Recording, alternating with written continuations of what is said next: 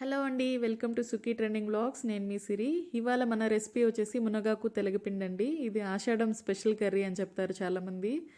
So, ఎందుకు ఇది special curry అంటే, ఆషాఢం అనేది మనకి వర్షాకాలం కొంచెం ముందుగా స్టార్ట్ అవుతుంది కదండీ! ఆ రెయిన్స్ అప్పుడు మనకి రోగనిరోధక శక్తి బాగా పెరుగుతుంది ఈ మునగాకు తినడం వల్ల. అప్పుడు మనకి ఈజీగా కూడా అవైలబుల్‌గా ఉంటుంది మునగాకనేది. సో, ఇదైతే మన గోదావరిలో స్పెషల్ రెసిపీ అంటండి. వైజాగ్ అటు సైడు. నాకైతే మా అపార్ట్మెంట్‌లో ఒక ఆవిడ నేర్పించారండి. సో, నేను నేర్చుకొని ఇది మీకు నేర్పిస్తున్నానిప్పుడు. సో, దీని తయారీ విధానం చూస్తున్నారు గదా! చాలా సింపుల్ అండి. ముందుగా పోపు పెట్టేసుకొని బాండట్లో కొద్దిగా ఆనియను, అలాగే ఎండుమిరపకాయలు, కొద్దిగా వెల్లుల్లి రెబ్బలు గూడా వేసుకొని కొద్దిగా ఫ్రై అవ్వనివ్వాలండి. సో, ఇవి ఫ్రై అవుతా ఉన్నాయి ఇప్పుడు ఇలాగా. దాని తర్వాత దాంట్లో అయితే మనం మునగాకు యాడ్ చేసుకొని ఫ్రై చేసుకోవాలండి. అవి గోల్డెన్ కలర్‌కొచ్చిన తర్వాత. సో, ఈ రెసిపీ దీనిలో తెలగపిండి ఎయడం వల్ల మిల్క్ ప్రొడక్షన్ అనేది చాలా ఎక్కువగా ఉంటుంది. బాలింతలకి స్పెషల్‌గా ఇది తింటారండి.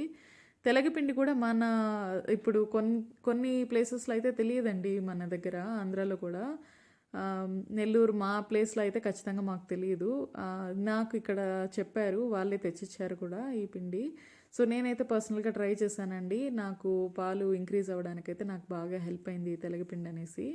సో, రెసిపీ కూడా చాలా బావుంటుంది. యాక్చువల్‌గా ఇది పాలు ప్రొడక్షన్ కంటే కాకుండా కూడా అది దానివల్ల ప్రోటీన్ అనేది ఎక్కువండి అది. సో, వెజిటేరియన్ పీపుల్ కూడా దాన్ని ఎక్కువగా యూజ్ చేసుకుంటారంట.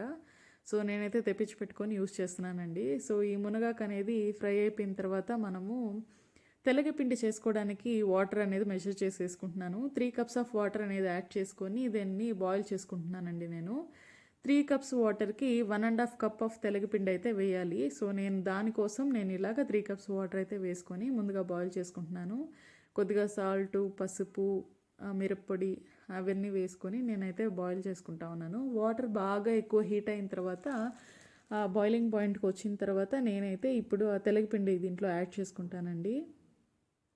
సో, వన్స్ మనం తెలగపిండి యాడ్ చేసిన తర్వాత కంటిన్యూయస్‌గా మిక్స్ చేస్తూ ఉండాలనమాట.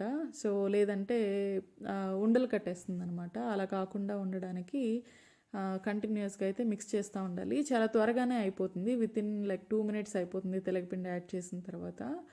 సో, యాడ్ చేసేటప్పుడు మీరు చూస్తా ఉన్నట్టయితే ఉప్మా చేసేటప్పుడు మనకెలా అనిపిస్తుంది, ఫస్ట్ అయితే స్టిక్కీగా అనిపిస్తుంది అది చూడ్డానికి. కానీ కంప్లీట్‌గా కుక్ అయిపోయిన తర్వాత చాలా డ్రైగా, పొడిగా అయితే వచ్చేస్తుందండి రెసిపీ.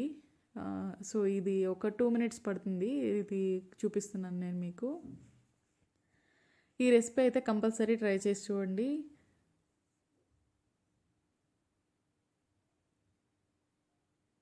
టేస్ట్ అయితే చాలా బావుంటుందండి. ఇది పిల్లలు గూడా ఇష్టపడతారు నాకు తెలిసినంత వరకు. మునగాకు టేస్ట్ కూడా చాలా బావుంటుంది దీంతో కలిసినప్పుడు. ఇది యాక్చువల్‌గా ఒక లైట్ స్వీట్ టేస్ట్‌గా ఉంటుంది. సో, ఖచ్చితంగా ట్రై చేసి చూడండి. ఎలా వచ్చిందో కామెంట్ బాక్స్‌లో అయితే కామెంట్ చేసి చెప్పండండి. Thank you for watching till the end. Please subscribe to my channel.